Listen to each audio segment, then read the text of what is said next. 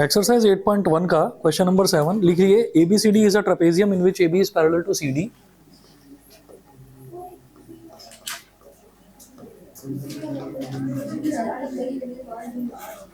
भाई बातें नहीं प्लीज, बातों की आवाज ना है, फिर कोई बोल रहा है। ABCD is a trapezium in which AB is parallel to CD and AD is equal to BC.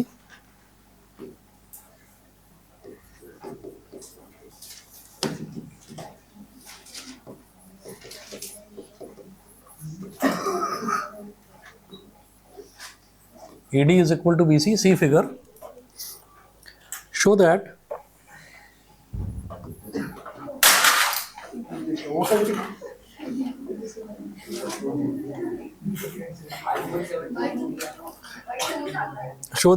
First part है एंगल ए। अरे चुप हो जाओ ना, किसी का पेंसिल बॉक्स गिर गया, आपकी बातें शुरू हो गई।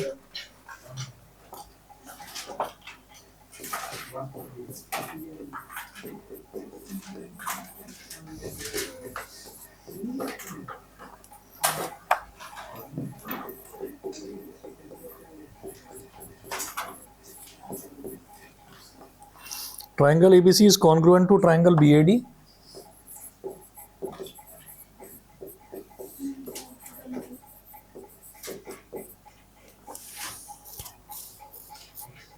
और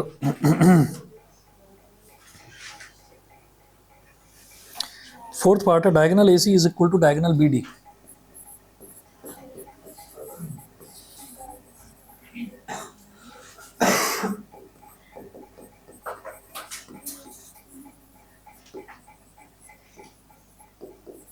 डायगोनल BD फिगर देखिएगा, फिगर क्या दे रखी है, ABCD एक ट्रेपेजियम दे रखा है यहां पर।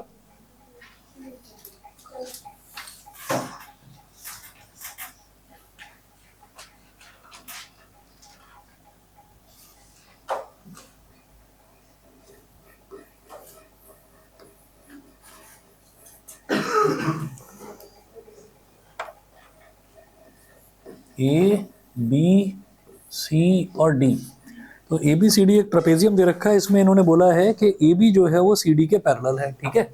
तो AB जो है वो CD के पैरेलल है, एक चीज़ तो ये दे रखी है। उसके अलावा ये कह रहे हैं कि AD is equal to BC, ये जो AD है साइड ये BC के इक्वल है।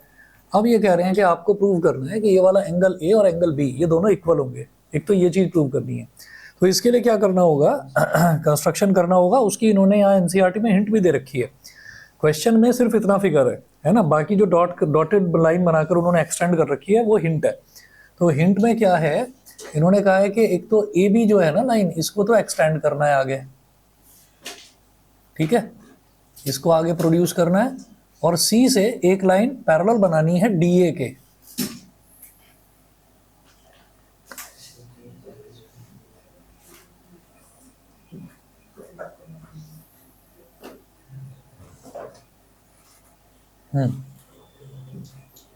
इस वाले पॉइंट को बोल दीजिए ई बोल दीजिए।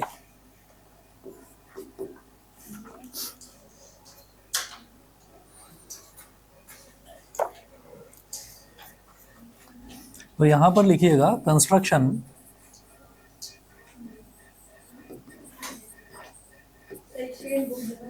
है बेटा, ये नहीं वाली, यहाँ लिखे कंस्ट्रक्शन में क्या नहीं, जरूरत नहीं वाले लिख तो लिया क्वेश्चन सारा। हाँ, इसमें कंस्ट्रक्शन में देखिएगा, इसमें है कि draw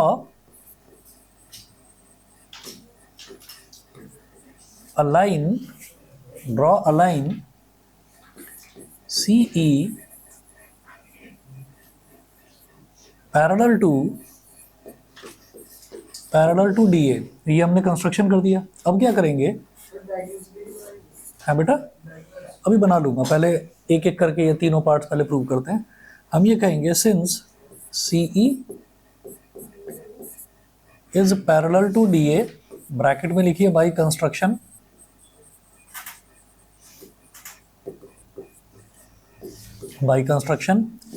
and AE is parallel to DC bracket में लिखिए because A B is parallel to D C, comma करके लिखें गिवन, भाई ट्रेपेजियम है ना, तो ट्रेपेजियम में ये दे रखा है कि ए बी डी सी के पैरेलल है, वो दे रखा है ए बी डी सी के पैरेलल है, ये दे रखा है, ठीक है। तो अब आप ये देखिए सी ई डी ए के पैरेलल हो गया, ए ई डी सी के पैरेलल हो गया, therefore A E C D is a parallelogram, A E C D is a parallelogram, ठीक। अभी तक हमने यहां तक कर लिया। अच्छा, सो AD is equal to CE, AD is equal to CE, यहां लिखना रीजन में opposite sides of a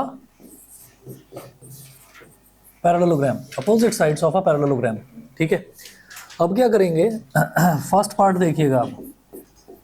first part में मेरे को ये प्रूव करना है कि एंगल ए और एंगल बी इक्वल है, एंगल ए और एंगल बी इक्वल है। कैसे प्रूव करेंगे इसको, इसमें आप एक काम करें, यहाँ पर आप ये कहेंगे कि in triangle C E B, in triangle C E B C E is equal to C B, C E is equal to C B, bracket में लिखिएगा एज शोन, एज शोन, क्योंकि देखिए ए डी बी सी के equal है, और क्योंकि ए E C D एक parallelogram हो गया तो ए डी ई सी के इक्वल है, तो इसका मतलब जब ए डी बी सी के इक्वल था और ए डी इसके भी इक्वल है तो ये दोनों के दोनों आपस में इक्वल हो गए। हमने मार्क लगाकर इसको शो कर दिया, तो मुझे सारा कुछ लिखने की जरूरत नहीं है, ब्रैकेट में लिख दीजिए एज शोन, ठीक।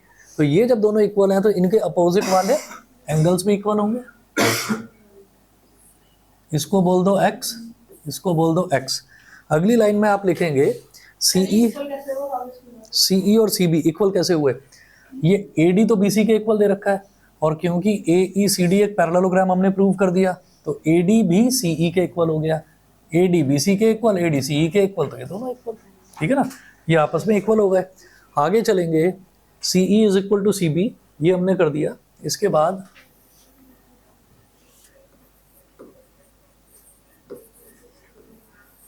यहां पर आपने लिखा CE is equal to CB, तो देखिए सीई के अपोजिट वाला angle, angle CBE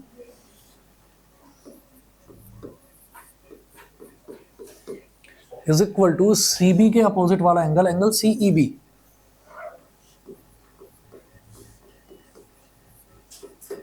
is equal to x, यहां लिखिए से, ठीक है। और रीजन में लिखना angles opposite to equal sides of a triangle, है ना, बस इतना लिख दीजिए, ये हो गया। अब क्या करेंगे हम, अब यहां पर ये कहेंगे कि ये वाला जो एंगल है, ये वाला जो एंगल, इसको मैं क्या बोल दूंगा, एंगल बी। एक्चुअली मेरे को angle A is equal to angle B prove करना है, तो इसको मैं क्या बोलूंगा, angle B plus angle x is equal to क्या, 180 डिग्री। रीजन लीनियर पेयर, तो लिखेंगे angle B plus x is equal to 180 degree, reason में लिखेंगे लीनियर पेयर। ऑनलाइन वाले बच्चे बता देना, मान्या सभ्यता, कहीं कुछ दिक्कत आए तो angle B plus angle x is equal to 180 degree, तो यहां से एंगल बी की वैल्यू कितनी हो गई, ठीक है, इसको बोल दीजिए इक्वेशन नंबर 1, ठीक है। आगे हम क्या करेंगे कि ये वाला जो एंगल है, angle A plus angle E, ये दोनों 180 डिग्री, रीजन बताओ जरा, को इंटीरियर एंगल्स, तो angle A plus angle E, angle A plus angle E is equal to 180 degree, reason में लिखिएगा co interior angles.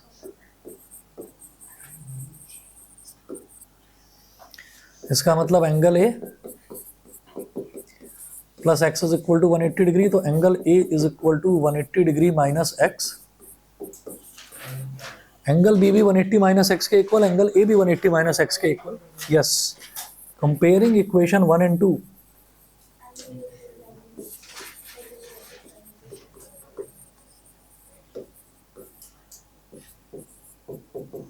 Angle A is equal to angle B, ठीक है, ये प्रूव करना था हमको, ये तो प्रूव हो गया। ठीक है, अगला पूछ रहे हैं angle C is equal to angle D. मेरे को एंगल सी एंगल डी के इक्वल प्रूव करना है, अभी करते हैं, पहले यहां तक नोट कर लो। हाँ हाँ, ये नहीं समझ में आया, दोबारा देख लो।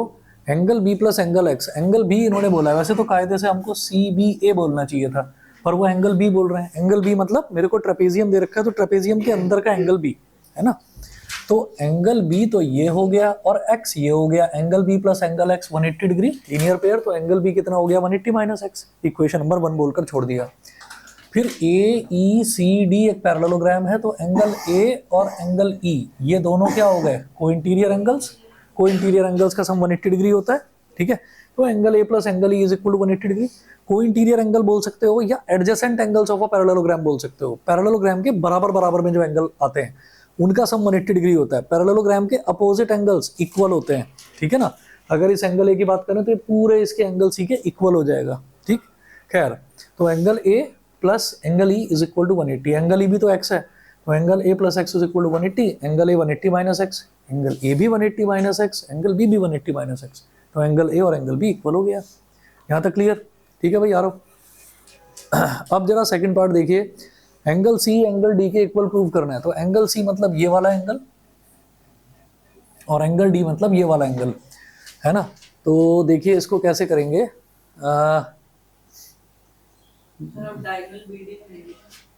हाँ, नहीं बीडी बनाने की अभी जरूरत नहीं है, बनाएंगे बाद में, अभी जरूरत नहीं है। हम जैसे ये एंगल सी है ना, एंगल डी तो एंगल ई के इक्वल हो जाएगा, opposite angles of a parallelogram. हाँ जी बोलिए। जो आपने लिखवाया था तीसरा स्टेप में कि जो ADCE है वो पैरेललोग्राम है। हाँ, जब हम ये भी लिख सकते हैं कि AD equals to BC given है और AD इक्वल्स टू CE हमारे कंस्ट्रक्शन से हुआ, so BC equals to CE। हाँ, एक तो AD इतना बड़ा AD is equal to CE, ये तो क्यों हुआ, क्योंकि opposite sides of a parallelogram are equal. तो पहले मैंने पैरेललोग्राम प्रूव करना है, उसके लिए कर लिया। नहीं sir, AD equals to BC हमें गिवन है, AD is equal to BC given है, और फिर AD इक्वल्स टू CE हमारा कंस्ट्रक्शन से हमने लिखा है। कंस्ट्रक्शन से नहीं लिखा बेटा। AD is equal to CE हमने कंस्ट्रक्ट नहीं करा था, हमने तो CE को बस DA के पैरेलल ड्रॉ करा था। तो फिर ये वाली लाइन इस वाली लाइन के पैरेलल हमने ड्रॉ करा, और ये AB क्योंकि DC के पैरेलल है, ये दे रखा है, तो AE जो है वो भी DC के पैरेलल हो गया। इस वजह से AECD एक पैरेललोग्राम हो गया, और पैरेललोग्राम की वजह से opposite sides of a parallelogram are equal. तो कंस्ट्रक्ट नहीं करा हमने इसको, ठीक है।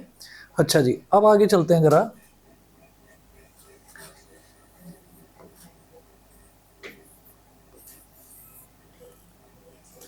ये है angle D is equal to angle E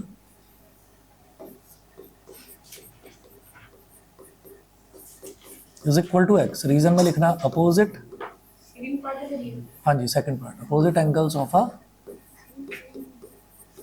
parallelogram.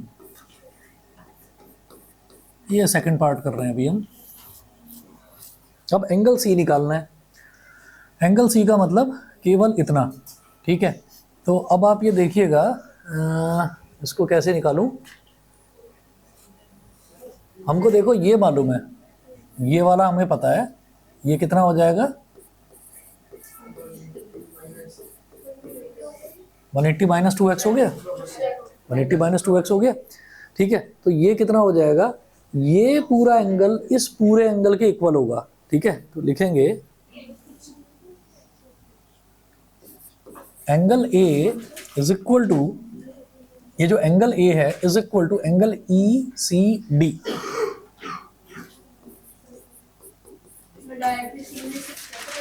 नहीं बताऊंगा अभी क्यों नहीं लिख सकते।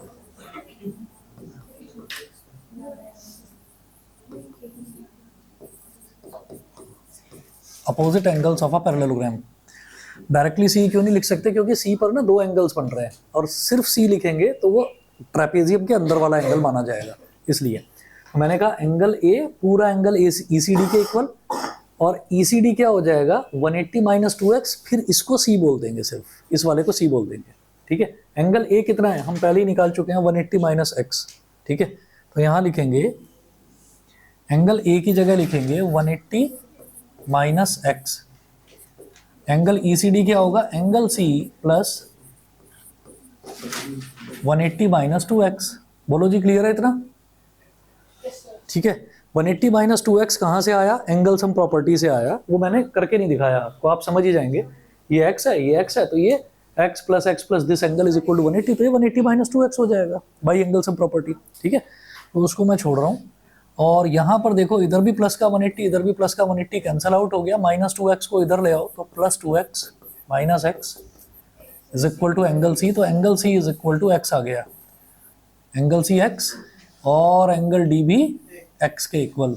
ठीक है, इसको इक्वेशन नंबर 3 बोल दो, इसको इक्वेशन नंबर 4 बोल दो।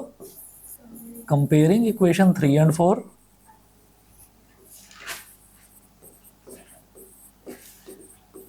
Angle C is equal to angle D, ये प्रूव हो गया। अब जरा थर्ड पार्ट लेंगे इसका।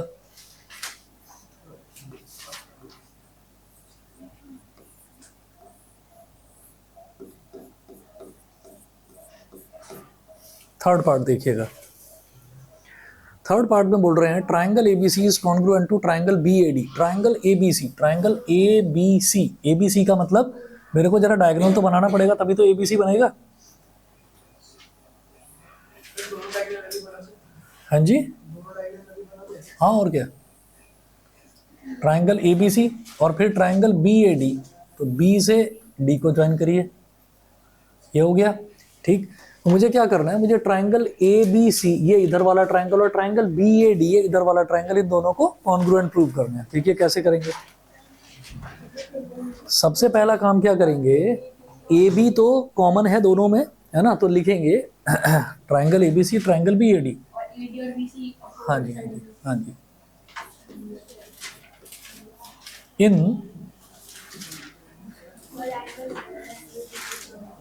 in triangle ABC and BAD,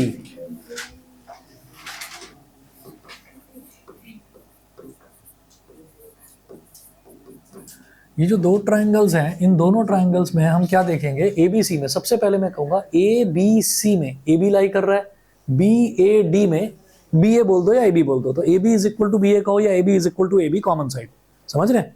ठीक है, तो यहां लिखेंगे AB is equal to BA, common side, ये हो गया। आगे चलते हैं। अब ABC की जब बात करेंगे तो यहां पर मैं ये कहूंगा कि angle ABC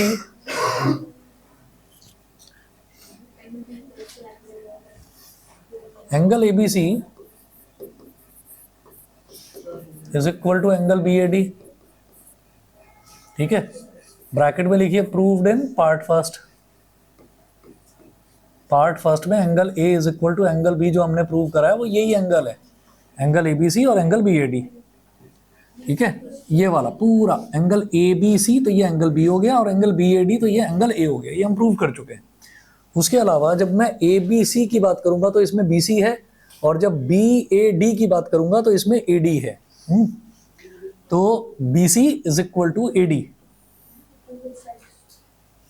BC is equal to AD given है। तो क्या हो गया, side angle side by SAS congruence rule, triangle ABC is congruent to triangle BAD। Fourth part जो है, हाँ जी, AC is equal to BD by CPCT। फोर्थ पार्ट में तो कुछ करना ही नहीं है, हमने ये ट्राइंगल कॉन्ग्रुएंट प्रूव कर दिया। तो देखिए ना, पहला और तीसरा अल्फाबेट ज्वाइन करेंगे तो क्या बनेगा, AC, और इसका पहला और तीसरा अल्फाबेट क्या बना देगा, BD। तो AC और BD दोनों इक्वल है। और कौन सा डाउट बता रहे थे?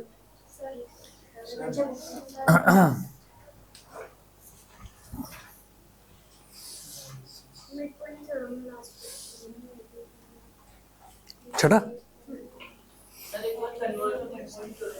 सर इसमें अभी करवा रहा हूँ।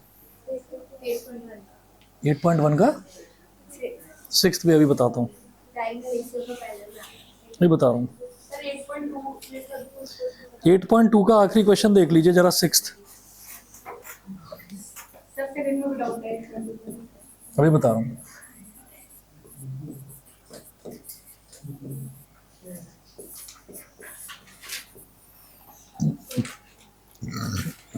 एट पॉइंट टू का क्वेश्चन नंबर 6। अच्छा, ये जो आप क्वेश्चन बता रहे हैं ना 8.2 का क्वेश्चन नंबर सेकंड जो बता रहे हो जिसमें डाउट है, ये मैंने दिया था, टेस्ट में दिया था, ये वही एनसीईआरटी का ही क्वेश्चन है सेम। हाँ जी। अच्छा जरा देखिएगा question number 6।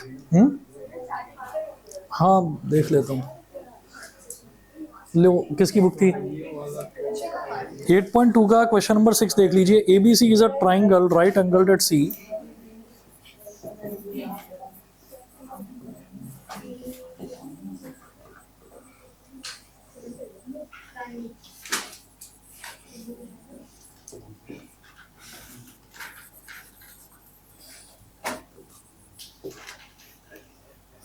Right angled at C, a line through the midpoint M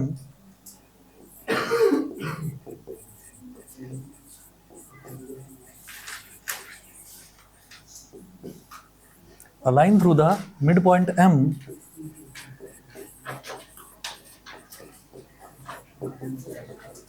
a line through the midpoint M of hypotenuse AB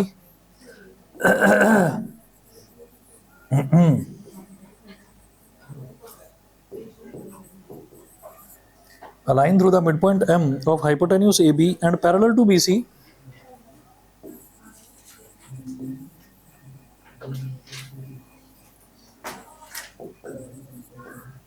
and parallel to BC intersects AC at D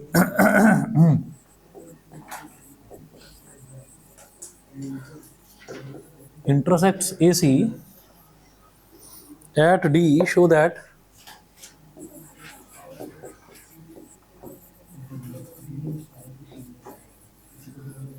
at D, show that first part at D is the midpoint of AC.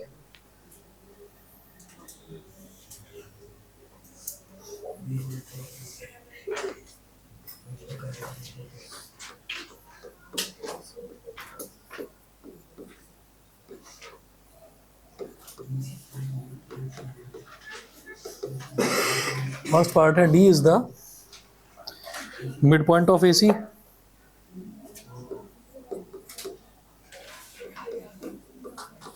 Second part है MD is perpendicular on AC.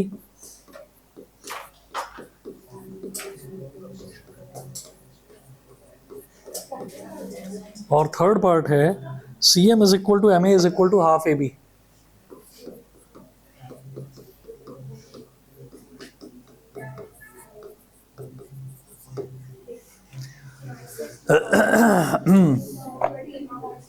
हाँ जी देखिएगा question में क्या दे रखा है, ABC is a triangle right angled at C. तो हमको एबीसी एक ट्राइंगल दे रखा है राइट एंगल्ड एट सी, मतलब उसमें राइट एंगल जो है वो सी पर बन रहा है। ठीक है, बातें नहीं हुई पीछे।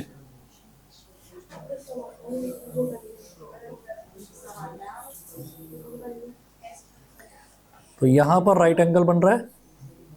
ठीक है, अच्छा, a line through the mid point M of hypotenuse A B. तो हमने ये कहा कि ये तो ए हो गया, ये सी हो गया, ये बी हो गया। उसके बाद आपने ए और बी को ज्वाइन कर दिया। ठीक है, अब ये क्या बोल रहे हैं, a line through the mid point M of hypotenuse A B, यानी कि हाइपोटेन्यूस ए बी जो है इसका मिड पॉइंट है एम। ठीक, एम बना दिया यहाँ पर। Line through the mid point M of the hypotenuse A B and parallel to B C, and parallel to BC, मतलब यहां से मिड पॉइंट एम से और बीसी के पैरेलल एक लाइन बनाई जाएगी ऐसे ऐसे इंटरसेक्ट्स एसी एट डी। तो ये एसी को डी पर इंटरसेक्ट करेगा। भाई बातों की आवाज ना है पीछे, बार बार यही समझाना पड़ता है आप लोगों को।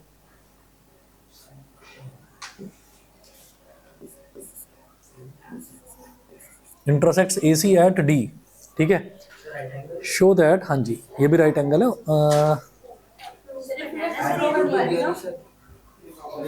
आ रहा हूँ अभी, ये राइट एंगल नहीं है, हाँ ये तो प्रूव करना है, हो जाएगा। अब सुनिएगा, D is the mid point of AC, एक तो ये प्रूव करना है कि D is the mid point of AC, ठीक। तो यहाँ पर आप फर्स्ट जो है इसका सॉल्यूशन फर्स्ट में ही लिखेंगे, M is the mid point of AB,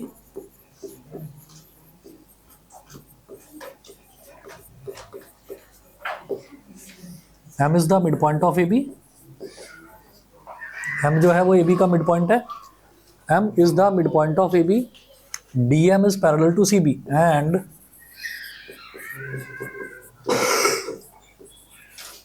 bracket में लिखिएगा ये दोनों ही चीजें गिवन है, M is the midpoint of AB and DM is parallel to CB, ये गिवन है। तो by converse of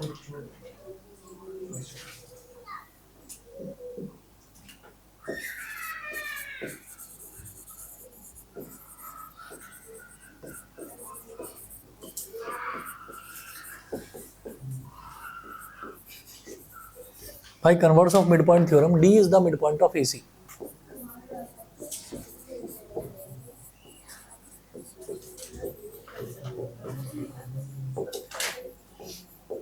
D is the midpoint of AC, तो ये फर्स्ट पार्ट प्रूव हो गया। सेकंड देखिएगा, वो कह रहे हैं कि MD is parallel to AC, MD is perpendicular on AC, तो MD AC पर परपेंडिकुलर कैसे हो जाएगा वो देखिएगा। यहाँ तक सबने कर लिया हो तो बताओ, कर लो फटाफट।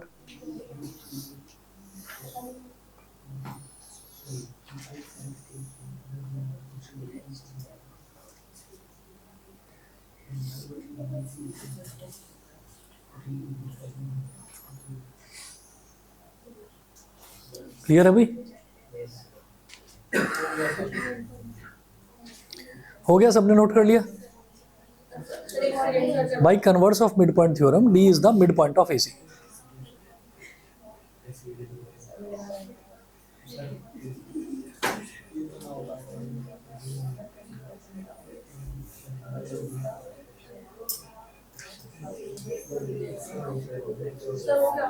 ठीक है, चलिए जी, इसके बाद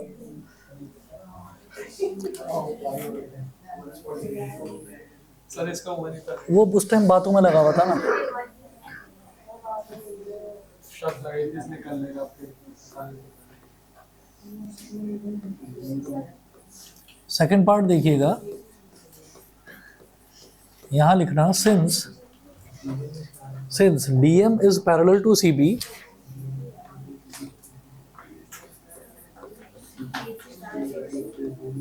DM is parallel to CB, therefore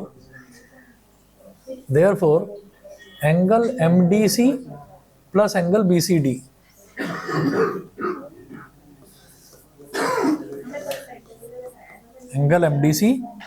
angle MDC plus angle BCD, इन दोनों का सम 180 डिग्री हो जाएगा।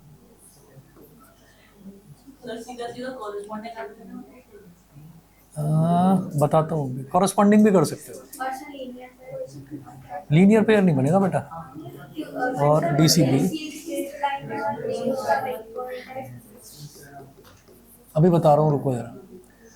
तो एंगल MDC निकालना है हमको, और ये जो DCB है तो दे ही रखा है 90 डिग्री।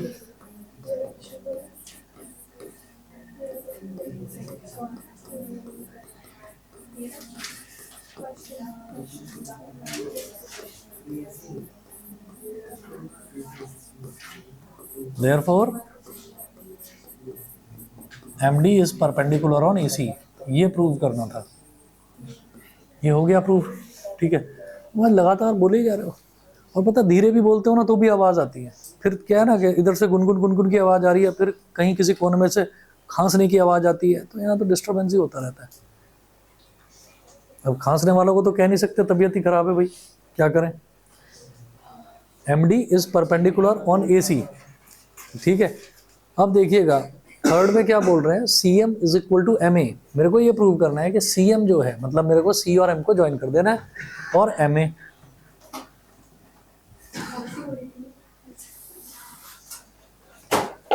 CM और MA ये दोनों इक्वल हैं, CM is equal to MA और ये हाफ AB के इक्वल है, ये चीज़ प्रूव करनी है। तो देखो वैसे तो हमको ये चीज़ मालूम ही है कि ये जो AM है और AB है ये दोनों इक्वल हैं, ठीक है। अब बस कैसे भी करके ये CM और MA ये इक्वल प्रूव हो जाए। और सर DM कॉमन। छोड़ दो इसको भाई, यहाँ पर देखिए ये परपेंडिकुलर हो गया, ये ट्रायंगल और ये ट्रायंगल कॉन्ग्रुएंट प्रूव करना है। कॉन्ग्रुएंट प्रूव करेंगे तो CM MA के इक्वल आ जाएगा, ठीक है। और जो MA है वो हाफ AB के इक्वल है ही पहले से, because M is the mid point, है ना। तो CM is equal to MA is equal to half AB, ये हो जाएगा, ठीक है। हाँ सर एक चीज बता रहा हूँ।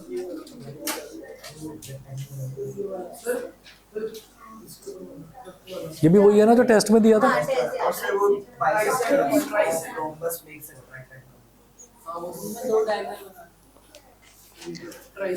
ये है ना ABCD is a rhombus and PQRS are the midpoints of side AB BC CD DA. Show that quadrilateral PQRS is a rectangle.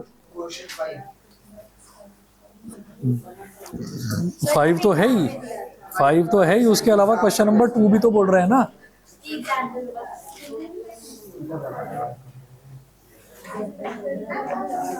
भाई ये एक मिनट, ये क्या था? ये मैंने कुछ देखा यहाँ पर मक्खनपुर लिखा हुआ था। सर एक बार पढ़ लो। एक मिनट, सर कुछ है सर वो स्टोरी लिख रहा है, अभी स्क्रिप्ट बना रहा है मूड पहले। सर हाफ ईयरली का मॉक टेस्ट करो। इसमें ऐसा लिखा हुआ है देखिए कि मक्खनपुर पढ़ने जाने वाली बच्चों की टोली रास्ते में पड़ने वाले कुएं में ढेला इसलिए फेंकती थी ताकि वह सांप की फुसकार सुन सके। सर मेरे को बता सर इसमें चटनी जाती है सर। रहीम ने पशु से तुच्छ मनुष्य को माना। हिंदी है, हिंदी। हिंदी तो आपकी पढ़नी छोड़ दी। कौन सा पूछ रहे हो भाई, बोलो।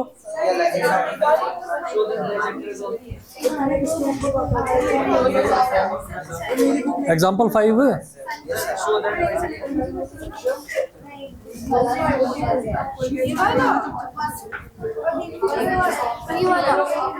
ये इसमें क्या है? कौन सा हाँ जी रुको जरा, जरा एक क्वेश्चन और देखो। एग्जाम्पल नंबर 5 देख रहे हैं NCERT का, ठीक है। चलिए आ जाइए, अभी जो भी है। थर्ड था या सेकंड था? थर्ड पार्ट तो कर लो ना आपने, बताया तो कि ये वाला ट्रायंगल और ये वाला ट्रायंगल कॉन्ग्रुएंट प्रूव करना है।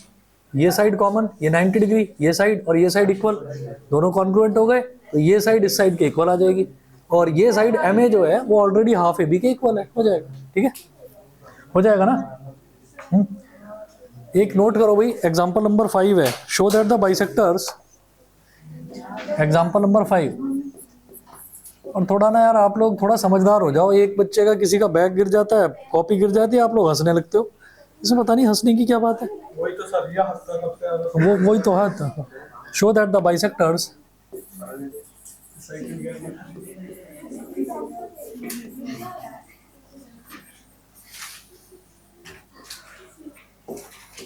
show that the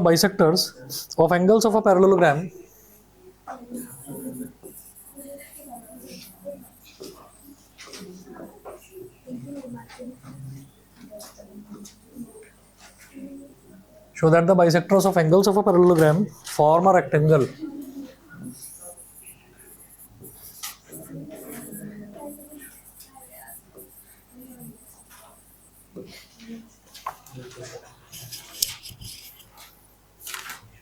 अरे कर तो रखा है ये क्वेश्चन।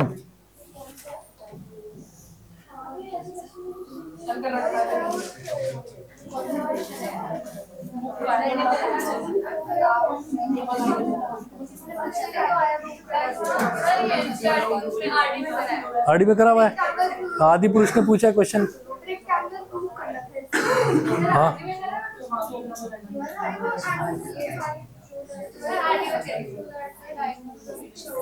देख लो, इसमें जो हम आरडी के जो मैंने आपको क्वेश्चंस करवाए हैं ना, उसमें एनसीईआरटी के सारे ही करवा दिए, कोई छोड़ा नहीं है, ठीक है ना। आप देखोगे अपनी, अगर किसी भी बच्चे ने ट्यूशन की नोटबुक प्रॉपर बना रखी है तो उसको सारे क्वेश्चन मिल जाएंगे। देखो जरा एक बात, जैसे ये ABCD है, ये एक पैरेललोग्राम दे रखा है, मुझे क्या करना है, show that the bisectors of angles of a parallelogram. तो हमारे पास ये पैरेललोग्राम है, इसके एंगल्स, जितने भी एंगल्स हैं सबके बाइसेक्टर बनाने हैं मेरे को, ठीक है। तो क्या होगा वो देखिएगा, मैंने कहा ये वाला एंगल है, इधर वाला एंगल जो है एंगल ए का बाइसेक्टर लूंगा तो एंगल ए का बाइसेक्टर कुछ ऐसे जाएगा, कुछ ऐसे। एंगल सी का बाइसेक्टर लेंगे तो एंगल सी का बाइसेक्टर कुछ ऐसे जाएगा, ये हो गया। फिर एंगल बी का बाइसेक्टर लेंगे, बातें नहीं भाई, एंगल बी का बाइसेक्टर कुछ ऐसे जाएगा, ठीक है। और एंगल डी का बाइसेक्टर लो तो एंगल डी का बाइसेक्टर इस तरह से जाएगा। अब क्या है कहानी कि ये जो बीच में बना है ना, ये हमको प्रूव करना है कि ये एक रेक्टेंगल बन गया। इसको बोल दो P, इसको बोल दो, बातों की आवाज ना आए, बहुत बार हो गया मैं बोलता रहता हूँ, आपको ना फर्क नहीं पड़ता। ये P हो गया, ये Q हो गया, ये R और ये S, ठीक है। P Q R S ये हो गया। अब जितने भी हमने बनाया ना एंगल्स, तो ये वाला एंगल और ये वाला एंगल इक्वल है, a/2 ये वाला इक्वल है d/2 d/2, ये c/2 c/2, ये b/2 b/2। तो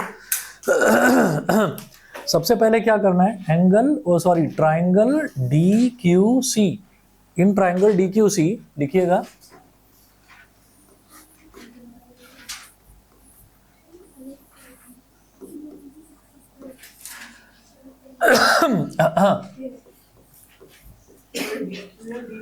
पहले DPC सही कह रहे हैं।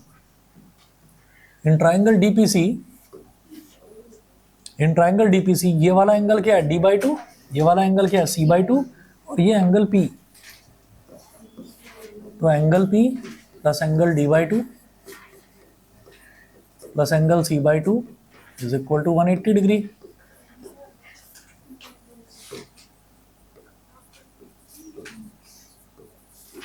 एंगल सम प्रॉपर्टी हो गई। और एंगल P, अब ये angle d/2 plus angle c/2, तो इसको क्या लिखोगे, angle D plus angle c/2। अच्छा, angle D plus angle C कितना होगा? एंगल D ये पूरा और एंगल C ये पूरा, ये क्या हो गए, को इंटीरियर एंगल्स या adjacent angles of a parallelogram.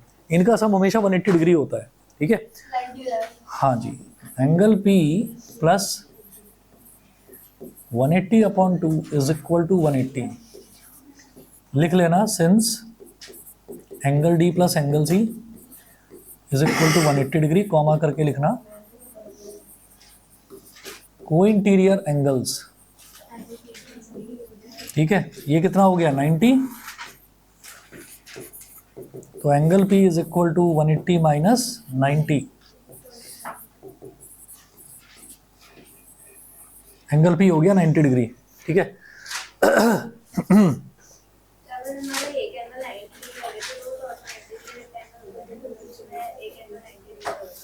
फिर से गड़बड़ कर रहे हो, तैयारी ढंग से करनी है, अच्छे से करनी है। बीच में जो PQRS बन रहा है वो हमें नहीं पता कि पैरेललोग्राम है, समझ गए, है ना। तो हमें चारों एंगल 90 डिग्री प्रूव करना जरूरी है, ठीक। अब क्या करेंगे, ट्राइंगल ले लेंगे DSA,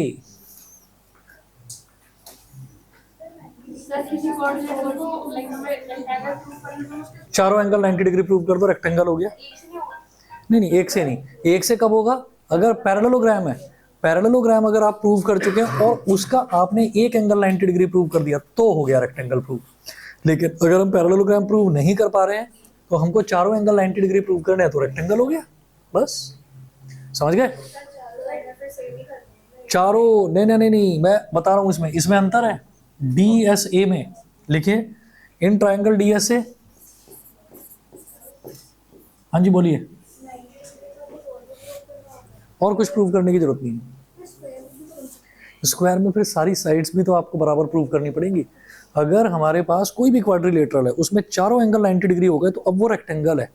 रेक्टेंगल का अगला स्टेप स्क्वायर होता है कि अब अगर हमने बाजू वाली साइड्स, एडजेसेंट साइड्स अगर हमने इक्वल प्रूव कर दी, है ना, तो हम ये कह देंगे कि हाँ फिर ये आपका स्क्वायर हो गया, ठीक है ना, नहीं तो वो रेक्टेंगल है बाय डिफॉल्ट।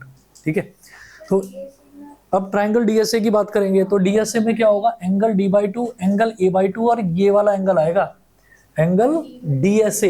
एंगल डीएसए ऐसे लिखो ना, बताऊंगा अभी क्यों। Angle DSA plus angle d/2। हाँ बोलो, पैरेललोग्राम करोगे कैसे प्रूव, कोई तरीका ही नहीं है भाई। पैरेललोग्राम में मेरे को क्या करना पड़ेगा, मेरे को ये वाली जो साइड है एसपी और आरक्यू, इन दोनों साइड्स को पैरेलल करना पड़ेगा प्रूव। पैरेलल करने का तरीका ही नहीं है कोई, ठीक है ना। तो एंगल डीएस से plus angle d/2 plus angle a/2 is equal to 180 degree. ये फिर से वही हो गया एंगल सम प्रॉपर्टी।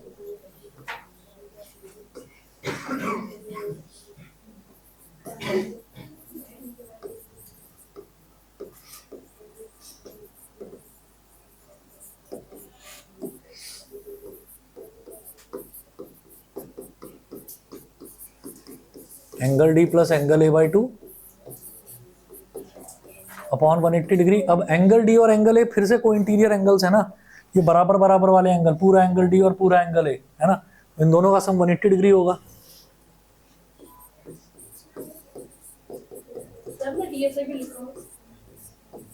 आ रहा हूं अभी।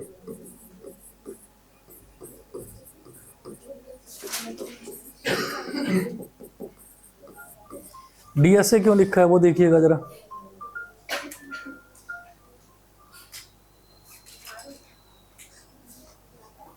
देखो जी, डीएसए इस वजह से लिखा, देखो भाई इधर देखो, आ रहा हूं इधर देखो, डीएसए भाई यही तो ट्राइंगल है। और एंगल एस क्यों नहीं लिखा, क्योंकि एंगल एस इसके अंदर बनेगा, पी क्यू आर एस के अंदर, ठीक है ना। तो एंगल डीएसए एंगल एस के इक्वल हो जाएगा, वर्टिकली इक्वल। किसको, हाँ एंगल डी पी सी बोल सकते हैं, हाँ, बोल सकते हो, पर मैंने ज्यादा बेटर समझा कि एंगल पी ही बोल देते हैं। हाँ कोई नहीं, angle DSA is equal to 90 degree. अब लिख दो कि angle S is equal to angle DSA is equal to 90 degree. Reason भी लिखें, वर्टिकली अपोजिट एंगल्स।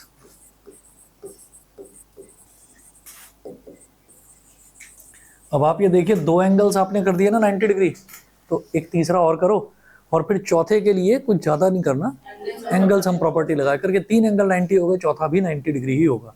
चारों एंगल 90 डिग्री हो गए तो फिर ये रेक्टेंगल है, ठीक है, ऐसे करना है।